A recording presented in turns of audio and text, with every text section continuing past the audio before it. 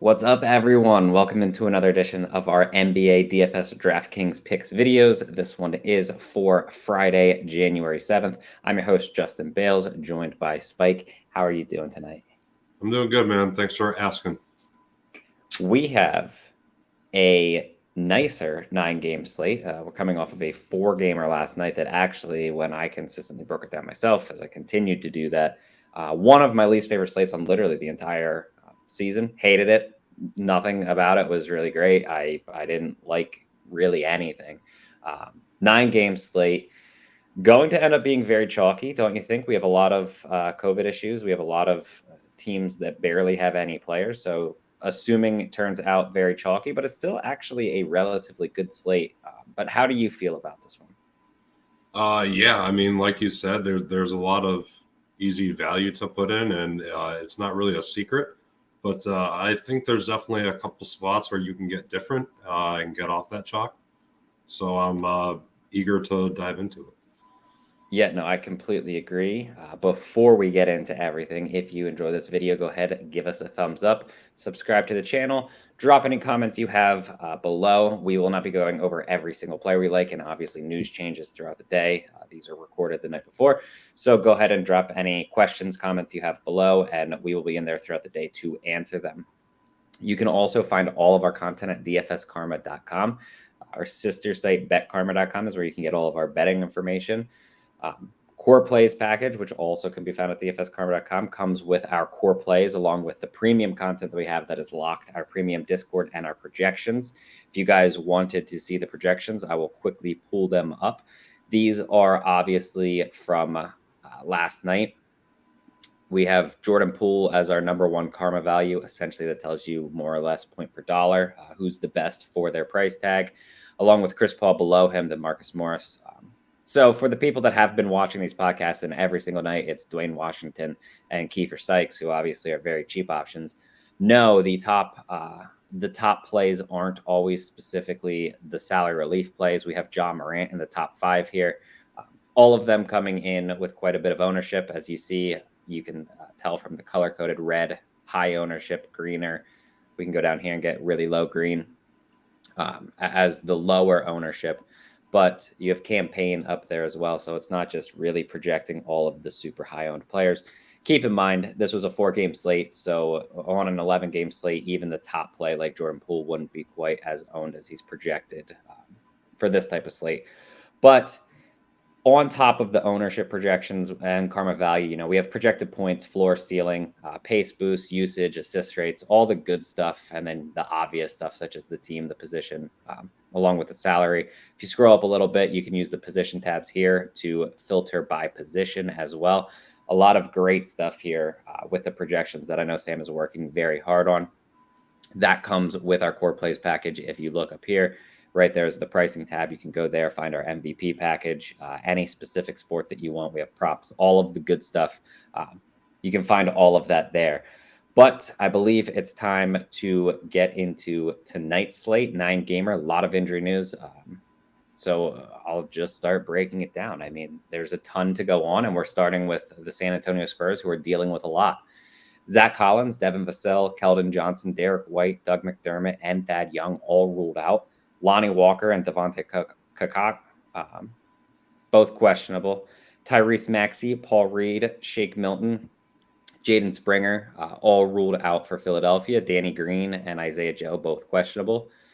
Moving to Utah, another spot where just a ton of guys are injured at this point or on the COVID list. We have Mike Conley, Bojan Bogdanovic, Joe Ingles, Donovan Mitchell, Rudy Gobert, all ruled out.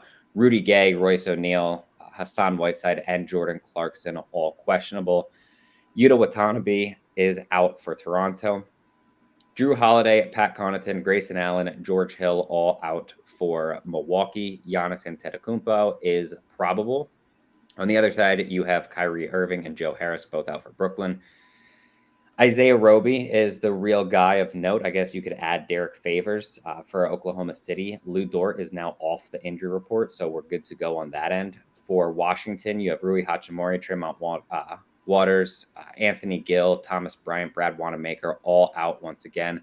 Montrezl Harrell questionable, Davis Bertans doubtful, but Spencer Dinwiddie and Aaron Holiday are both off of the injury report. Alex Caruso continuing to miss time for Chicago. In Dallas, Luka Doncic is doubtful to play, and then Boban Marjanovic, Kristaps Porzingis, Isaiah Thomas, and Willie Cauley-Stein have all been ruled out. Alperen Sengun and Armani Brooks both out for Houston. Rashawn Holmes, Chimezie Metu, both out for Sacramento. Terrence Davis questionable on the other side. Jeff Green and Zeke Nenji are both questionable for Denver. DeAndre Hunter will continue to miss time for Atlanta. Gorgie Dang also out. Jalen Johnson, Trae Young, John Collins, and Bogdan Bogdanovic all questionable there for Atlanta. Kendrick Nunn still out for the Lakers. You have Dame Lillard, CJ McCollum, and Larry Nance Jr. all ruled out for Portland. Cody Zeller and Yusuf Nurkic, both questionable for them as well. The one thing I will say about Portland is don't ever trust their injury reports. Real sick of that team throwing out players and then just using them. I know in the last few days alone, Yusuf Nurkic was doubtful. He then played. And then I believe the game after that, Larry Nance not only was doubtful, but they said that he wasn't going to play. They just listed him as doubtful, and then he did actually play. So Portland, terrible with the injury news. Don't like what they do whatsoever, but at least no one is listed as doubtful to the point where you don't think they're going to play, and then all of a sudden they do play. They have them questionable. But that about does it. We can get into the position by position. Starting at point guard, Spike, who are you looking at here? Yeah. I'm going to kind of start right at the top here. Trae Young is questionable. I really thought he was going to play the other night, and he didn't, and that kind of screwed me on FanDuel. But it is what it is. I think he plays tonight, and he has a really good matchup against a Lakers team that really doesn't know how to defend guards. And he's at 10.5, but I think he can easily smash that price. And I think he should be, it's really early, but I think he should come in relatively low owned, especially with the questionable tag. Well, obviously I have to keep an eye on that, but that's the one I really like. Go down a little bit more, and just because of all the injuries, DeJounte Murray is relatively cheap still at 9,600. It's only his second game back.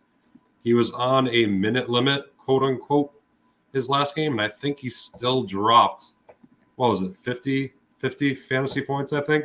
57 in like 33 minutes or something. 57 on a minute limit. So now you take Derek White out of that fold and all the injuries they have, and this offense is just going to strictly go through him. I think that minute limit is taken off at this point. It's a really good matchup against the 76ers that are kind of depleted themselves. And I'm not sure how owned he's gonna be, but I definitely really like that price. You go down a little bit more.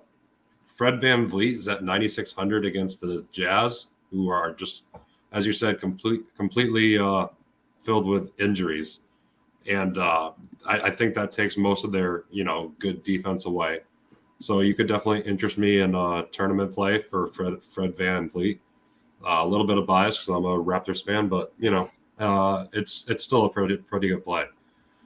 You go down a little bit more, and De'Aaron Fox is still way too cheap. 7,200 matchup against the Nuggets. We're starting to slowly see him come back into form and see Halliburton take that back seat that we saw in the beginning of the year, saw last year too. And it's just a really good matchup too.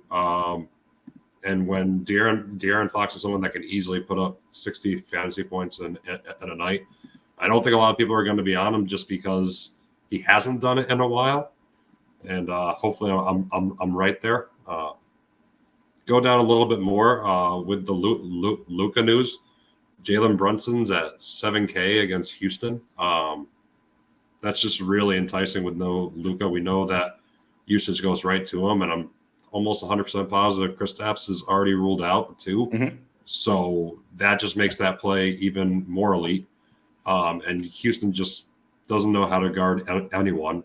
And it should in theory stay close without those two on the floor and just Brunson as the main focal point. But we'll see. Time will tell. And then one of my favorite plays, I was talking to you about him before we got on. Jared Butler is 3K, plays for the Jazz.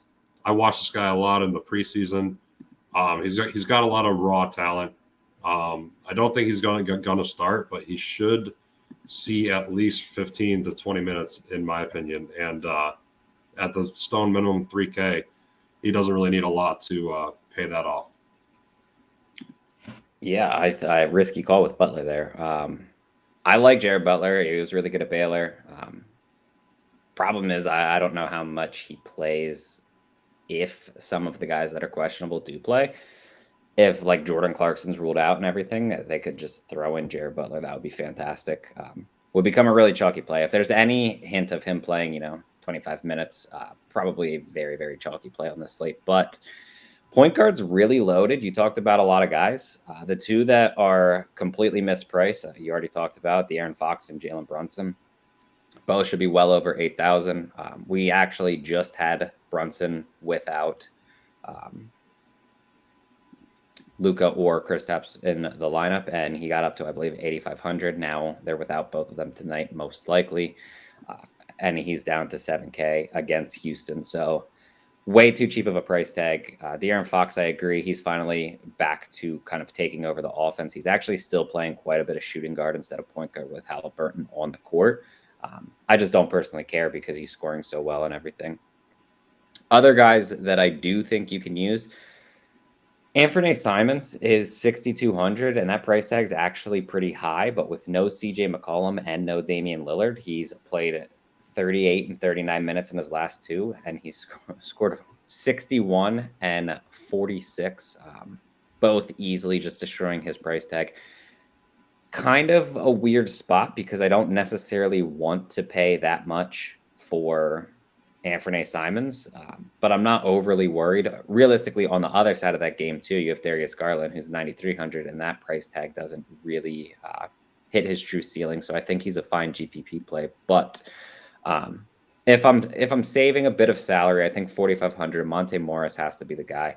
He returned in the last game, played 29 minutes, 28 fantasy points, I believe, and now gets a matchup against Sacramento, who obviously just can't even slightly guard guards, or really anyone for that matter, but guards really dominate them. So 4,500 is way too cheap of a price tag, and we kind of are in this weird situation where you're going to have to make decisions because there's so many guys that are completely mispriced, and we haven't even really gotten to the point where you have the Utah guys that you're going to be using. You have the Spurs guys that you're going to be using. We haven't hit that point yet.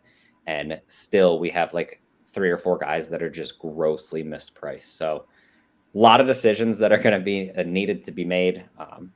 And we're still in just that very weird spot where I don't necessarily know where other people are going to go because like Jalen Brunson is so ridiculously mispriced. But there's a ton of different ways you can go at guard tonight. So it's not like, I'm sure there's enough people that are going to be like, no, I don't want to follow the herd with that type of play. You know what I mean? Yeah. So moving to shooting guard, who are you looking at here? So it's real funny. I'm going to touch back on Simons. So they took away his point guard eligibility. He is only shooting guard eligible tonight. On DraftKings? I have that pulled up. He is both on DraftKings. You really? Yes. Maybe I'm just tripping. Yep, I'm just tripping. Sorry. It's cool. That'll happen. I guess I was just saving him for shooting guard. Smart move. Anyways, there's not a lot up at the top that appeals to me besides, we already talked about Van Vliet. We already talked about Darius Garland. They're both shooting guard eligible as well. The first name that kind of sticks out to me is Will Barton. Going back to attack these Kings, just a terrible defense. 5,800. I would be a little more enticed to play him if Aaron Gordon were to sit. I'm pretty sure he's questionable. But 5,800 is just too cheap. And if Will Barton's shot is falling, he could easily smash that tag. So that's someone I'm really interested in. We kind of already touched on him a little bit, but Jordan Clarkson, if he plays, he's just really mispriced. I think 5,500 with all those players out. I mean, he might actually crack the starting rotation if he plays, and that is going to be deadly. I think. I don't have the numbers in front of me, but his usage has to go skyrocket up without Conley, Mitchell, Bojan, Gobert. Yeah. So that's someone I'm really interested in. Then, other than that, I'm looking down at the value for the Spurs. I guess it's going to depend on what their starting lineup looks like, but Bryn Forbes is at 3,500, Joshua Primo's at 3,400. I guess those are somewhat deep plays, but I mean, I think Bryn Forbes has a chance to start, and just with how depleted they are. But that's more or less where I'm looking at. Yeah, I think you outlined it well. If Lonnie Walker's in too, I think that Lonnie Walker would more or less be the better option of all of them, just because of his actual talent level, I guess would be the best way to put that. You know, true ceiling, because he really can go off. You outlined it well. I think there's two players that I likely add here. One, Tim Hardaway Jr. He's 5,100, just a ridiculous price tag for a guy that's probably going to be the number 2 option without Luka or Porzingis in the lineup. Number 2, Furkan Korkmaz. The Sixers are still without several players. He's now played 36 and 40 minutes in his last 2. 52 and 31 fantasy points in those games. 5,100 is actually a higher price tag than I legitimately want to play for Korkmaz. But at the same time, like, you can't really take away what he's been doing. And I guess if you want to look at the same thing, Seth Curry, 6,100. If you kind of look at what he did in the last game, he was the facilitator. He actually started, quote unquote, at point guard. I know it's kind of positionless basketball, but 12 assists. He also had 7 boards and 20 points. So I do think that Seth Curry is very reasonably priced at 61, probably just a little bit too cheap. The difference is that he's not too cheap relative to how cheap other guys are. If everyone watching can follow that. And the example that I can give is that very obviously, I would assume that if he's in, most projection system will have Jordan Clarkson projected to outscore Seth Curry in terms of fantasy points. Clarkson is $600 cheaper than Curry. Yep. So relative to the other terrible price tags on this slate, which is basically everybody, Curry isn't actually as mispriced as some of the other guys, even though 6,100 for the role as the point guard in that offense is really bad, especially against the Spurs. I don't really mind that whatsoever. They're going to be running, and I do like it, but those are the ones that I would probably add. I think you can also say Malik Monk. I mean, the dude has just taken on a significantly bigger role in the LA offense. If you've kind of watched their last few games, and I don't necessarily know if this continues. I don't know if he tries to trade shots with Trae Young, but LeBron James isn't necessarily, I don't know how to put it in the correct terms, but playing as hard as he was when he consistently was putting 70 up. I watched each of his last 2 games. He's been doing a lot of standing around, a lot of throwing the ball to other guys to kind of create for themselves, which by all means, you know, James doesn't have to do everything every minute of every game. But he was for a while, and he's kind of taken a back seat on that type of thing. And someone like Malik Monk has really taken over to the point where he's scored really, really well. I think he's coming off of a 42 fantasy point game. So I do think that 5,800 is getting up there in price for Monk, but the matchup is solid. And if you want to take that shot in tournaments, I have no problems, because I would assume that there's not a single person that looks on this slate and says, let me pay $300 more for Malik Monk than I can get Jordan Clarkson for, right? Yeah. I mean, his price is getting up there, man, but the upside is there. So I could definitely get behind that play. And like you said, he's probably going to come in very, very low owned with all the other options around him. So I like that call. The other funny thing is, most likely scenario, assuming he plays it, that Jordan Clarkson comes in, just absolutely dominates because his usage is going to be so high and destroys his price tag like no tomorrow. There is a situation where Jordan Clarkson comes in, shoots 3 of 25 and doesn't go off. And if that's the case in tournaments, moving off of him is going to net you a lot of money. Yeah. The issue is that's not an overly likely scenario. Just kind of the way that this is all playing out. But it's important to keep that kind of thing in the back of your mind. Moving to small forward, LeBron James is still up around 12,000. Are you considering it, just seeing how he's been in his last 2 games, or are you kind of just going to avoid it, pay elsewhere, or how are you attacking this? I'm personally looking to go elsewhere. I mean, I definitely think it's worth a shot in tournaments because I think a lot of people are on that same mindset of like, all right, he's cooled off. The wave is over for now at least. But it's 11,600. It's a little under his 12K normal.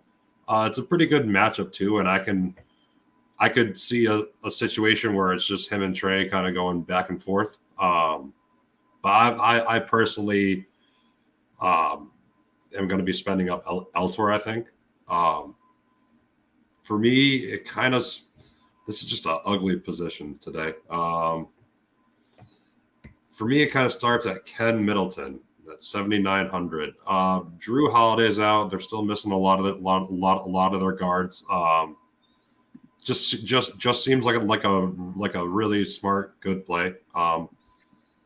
It's against the Nets, who I'm not. I mean, their defense is good, but it's definitely not one I'd shy away from. Other than that, you could go down a little bit more, and I'm fine with either or. But you get the discount with Nazir Little over Norman Powell, 4,800. He didn't finish out the game terribly, but he definitely didn't do what I was expecting him to do the other night. And his price shows that it really didn't move. So it could persuade a couple people off of him. I really like that play there. If Rudy Gay is ruled in at 4K, that's super cheap compared to what he just did the other night. I don't know right off the top of my head, but I'm pretty sure it was over 30 fantasy points. So, I mean, if he does that again, that's, 7.5 time value right there. You could definitely interest me in that. You go down a little bit further, and this one's probably going to be a little bit more chalky, but Keita Bates Diop for the Spurs, 3,700, just way too cheap. He was starting in games, I think, when they were almost fully healthy. So I assume he's just going to start again. And he's probably locked into 20 to 25 minutes, I'd say, at this point. So for 3,700, I think you can easily smash that tag. If his shot falls, it could easily be a ceiling game. And that's probably about it for me at small forward. Yeah, I don't necessarily love this position either. I think that you can use someone like Dorian Finney-Smith, only 5,300. You obviously have the guys that I already talked about at shooting guard. I want to play Kyle Kuzma because he's playing with so much confidence that I don't think his game actually changes with Dinwiddie coming back. The problem is I don't know that. He could just stop attacking the basket. He wasn't really attacking it before Dinwiddie got ruled out the few games. Then he started attacking, and it's working. I don't know if he keeps doing it. I would assume he's going to lose a few shot attempts at least. But, he could get to the high teens, and at 8K, he has the chance to at least beat it, and it is a good matchup. I think I'd probably go Chris Middleton in that type of a situation, but I don't know. It's a decision that I'm going to have to make at some point. And then outside of that, I mean, there's just not a lot to love here that you didn't already talk about. I think depending on the starting lineup, and we'll kind of see what Milwaukee wants to do, but Rodney Hood or Wesley Matthews, both interesting options. We kind of talked about it before we got on here. Milwaukee could just start one of them instead of Drew Holiday and then let Giannis basically run point, let the ball run through Chris Middleton too. So we're going to need to see what they do, because if Smart draws a start, then we didn't talk about him at point guard, but all of a sudden Smart is at least in play. I think we watched him play 44 minutes earlier this season. He scored like 18 fantasy points. But I mean, the pure upside for 44 minutes of basically anyone in the NBA for $3,000 is kind of an easy match that you can make. So I don't know. It depends on who they're starting. I could see them starting someone like Rodney Hood, even Matthews. So I think that about does it for small forward. It's just kind of a pretty gross position, which generally is the case anyway. But at power forward, I'm assuming we're starting off with Giannis. I mean, no Drew Holiday. He's going to be playing with the ball in his hands a little bit more. Price tag well under 12,000 at this point. He was just up at 12 a little bit ago. 11-4 gets the matchup against Brooklyn. So more or less could have something to prove because, there's still the whole debate of who the best player in the league actually is. I think the last time they played each other, Giannis dropped almost 70. A lot of the times we'll see the best players kind of when they go head to head. They want to make their statement. This could be that type of situation for Giannis. But what are you looking at power forward here? Yeah, I mean, I personally think that Giannis is a lock for cash games. I mean, there's just not much not to like, and he's going to go against. I'm sorry, there's no Kyrie Irving. So, two-headed dragon. I mean, he's going to want to perform. It's just an elite play right there. If you go, there's really not a lot at power forward I like today either. I really hate to say it. You could interest me in Jayshawn Tate at 5,300 against Dallas. They're just really not that great against guarding any type of big. So I think that's a little cheap for him as long as he can stay out of foul trouble. He can really smash that tag. I think one of the more obvious plays, but I mean, nonetheless, still a great play is Maxi Klieber. His price, I think, went up a couple $100 from the last game. But Houston, again, is also a team that doesn't play bigs very well either on defense.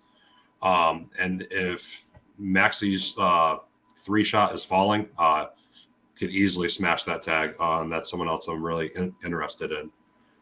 You could easily put Kuzma in here. Other than that, I mean, you could maybe interest me in Evan Mobley against Portland. 7,400 is not a terrible price. It's hard for me to get behind this game in general, just because there's a lot of scenarios where this game just kind of gets out of hand quickly. I obviously don't play my lines like that, but with how many people Portland has out, you're gonna have to have like Simons and Little and Powell just shoot lights out to really keep this close with all the weapons that Cleveland has, because they're nearly fully healthy, and it's scary when they're healthy. Other than that, there's really not much more I'm personally looking at. Yeah, I think I have a few players that I'm going to add here. Number one, DeMar DeRozan, playing power forward and, just has a massive role in the Chicago offense. Washington is really bad against scoring power forwards. The big thing is that they don't really give that many peripheral stats, which is kind of an issue. But the last time they played, DeRozan did score 28 with 9 and 5, 45 fantasy points, which isn't necessarily elite for his price tag.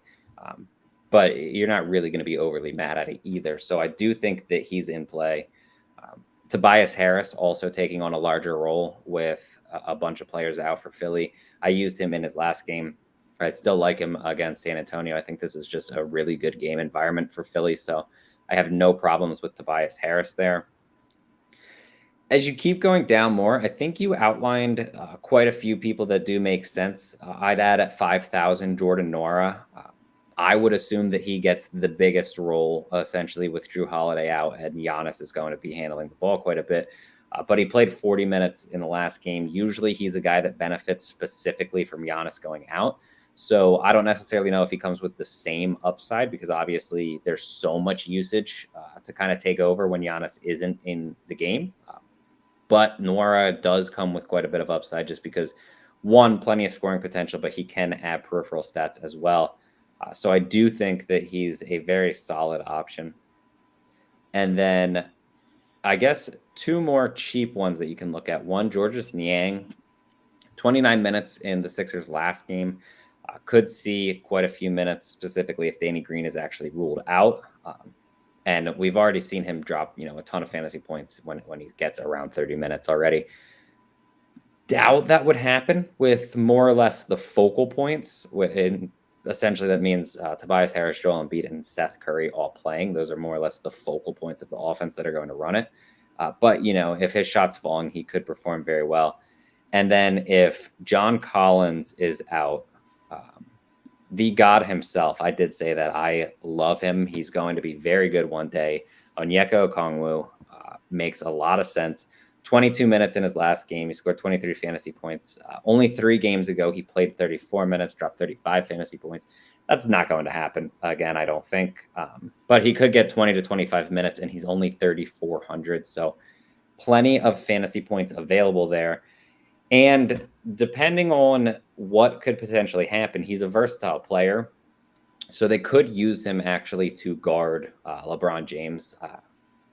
Scary thought that such a young player like Okongwu without that many minutes in the NBA would be, a priority to guard LeBron, but he is a very versatile defensive player. So I wouldn't put it out of the question that the Hawks could at least give it a try. And if it works, he could garner more minutes that way. But at 3,400, I do think plenty of upside if John Collins is out for tonight. Moving to center, again, just a ton of really good options. Who are you looking at here? Because Joel Embiid and Nikola Jokic, both great matchups, both extremely expensive, both ridiculous upside. Which of the two do you prefer? We already know that it's Jokic, but would you be willing to pay play the two of them together?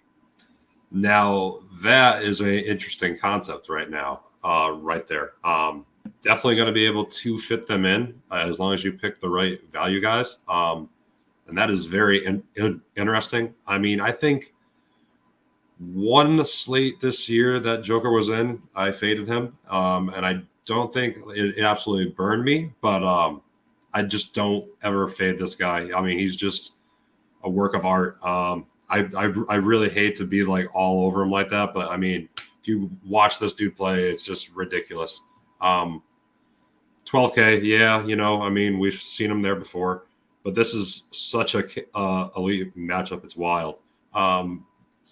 Joel Embiid as well. There's no one who's going to stop him. You get him at $800 less, and more or less a similar ceiling. I think Joker's is a little higher, but I think Embiid will come in a little lower owned.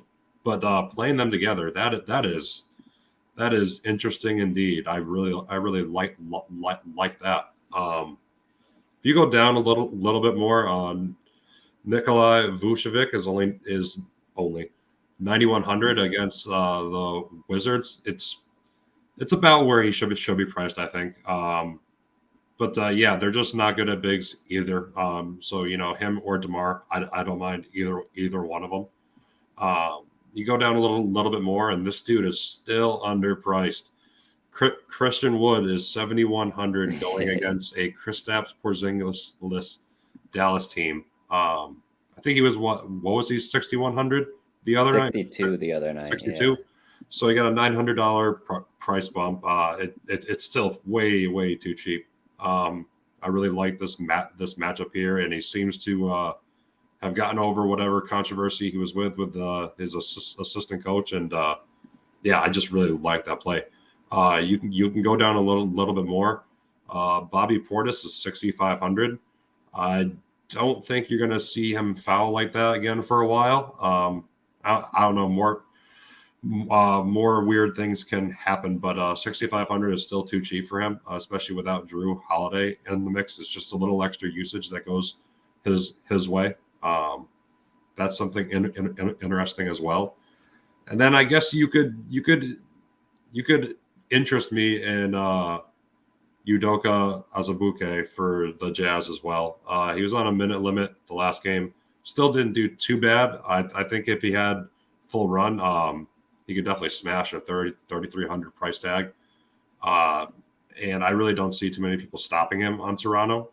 But but more or less that's it. This is more of a pay up spot for me. Yeah, I think you outlined it really well. I don't know if there's anyone for cheap that I would add. I do believe that I mean, like Dwight Powell, sure, he'll get, 20, 25 minutes. He doesn't have the ridiculous ceiling, but, he'll probably roughly hit value and he's really cheap. So I think you can use someone like that. The only other guy that I'm looking to add here, and just the price tag is so ridiculous at this point. And he is 9,000. He's very expensive, but Pascal Siakam is just stupid cheap. I mean, excluding the game against the Spurs, he played 28 minutes in that game. I think the first 2 minutes he had 2 fouls. They benched him. Then it was a blowout. He didn't play the last 9 minutes of the game, I don't believe. 42 fantasy points in that game, right? So that's right under value. Excluding that game, his last 4, 55, 51, 68, and 50. He should be minimum 10,000. Now he gets a matchup against Utah, who I agree. I wish that I knew that Azubuike would play 30 minutes. If I knew that, obviously I would lock him in for his price tag, but I think that he would go nuts. He does have a lot of fantasy appeal because of his size specifically, but that probably doesn't happen. We watched what the Jazz did the last time. They're going to run out a significantly smaller lineup, most likely. And if that's the case, it's just Pascal Siakam against someone like Royce O'Neal. And even if they do run out someone like Hassan Whiteside or Azubuike, they're not going to stick with Pascal Siakam, right?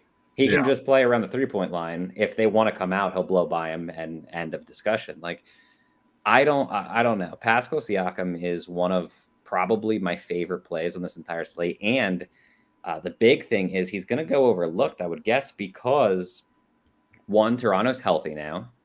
2, Fred VanVleet is the guy in Toronto right now. Regardless of how well Siakam's playing, everyone's talking about VanVleet, who's going absolutely nuts himself. And 3, for everyone that just scrolls through looking for the green numbers, Siakam gets a very difficult matchup against Utah. The thing is, he doesn't, because they're dealing with so many injuries and so many people in the COVID. So all those people that avoid him because he isn't getting the elite matchup on DraftKings specific website are kind of going to be out of luck in that situation. So I don't know. Do you feel a certain way about Siakam? Am I just way too overconfident in him at this point? No, not at all. I'm a little biased again. I'm a Raptors fan. This guy is the future of this team. I 100% believe that. Yeah, I think a lot of people are going to be off him. Because there's so many other ways to go at center. Mm-hmm. And yeah, it's not an ideal matchup on paper, but that's where the lies begin. So yeah, I mean, I could 100% get behind that play. You could interest me in doing something like him and Joker or him and Embiid, something like that. And I guarantee you that'll get you a different contrarian kind of lineup. And those are the kind of things you need to take down tournaments. Yeah, that's like when you kind of think through the specific process of it, right? Most people probably plug in Joker because he's the best option. I don't think anyone's disagreeing with, if you're just picking one, you're obviously picking Joker. But then if your second thought immediately goes to, I want a second center, which a lot of people's thoughts will not immediately do that. And then you say, I want to spend up on a center. You're immediately going Joel Embiid, are you not? You're just spending up for who are seen as the 2 best of the best centers. You're not really going, oh, I'm going to take Joker and let me spend up on Pascal Siakam as well. Right? No, yeah. I mean, he's going to go way overlooked because, like you said, people just will be salivating at Embiid and Joker. I just was. So Siakam is a great pivot off that, and I feel like a ceiling game for him. He could easily hit 60, 65 fantasy points. Yeah, I'll say two more things about him very quickly. One, He's a better player at home. If you didn't know that, Pascal Siakam is better at home than he is on the road. 2, very concerned about a blowout here because obviously the Jazz are without so many players. So don't take Pascal Siakam and my confidence in Pascal Siakam going nuts tonight and be like, oh, I got to get him in all my lineups. There is a very high percentage chance that Siakam gets benched again just because they don't need him. And Toronto's not one of those teams. Yeah, you have those teams like Milwaukee does it a lot where they're up like 20, 30 points in the fourth quarter and they pull Giannis for like 2 minutes and then send him right back in. Toronto's not that team. Toronto will just pull their guys, not think twice about it, be done with it. And it's risky, especially in this type of a matchup. But I think that's about all that we got for you guys. Is there anyone else that you wanted to go over? I think we covered quite a few players there. No, I think that's about it. Yeah, no. Good luck tonight, everyone. Again, if you enjoyed the video, give us a thumbs up. Subscribe to the channel. Comment anything that you have below. We will be in throughout the day to answer any questions. Thank you for watching, and good luck.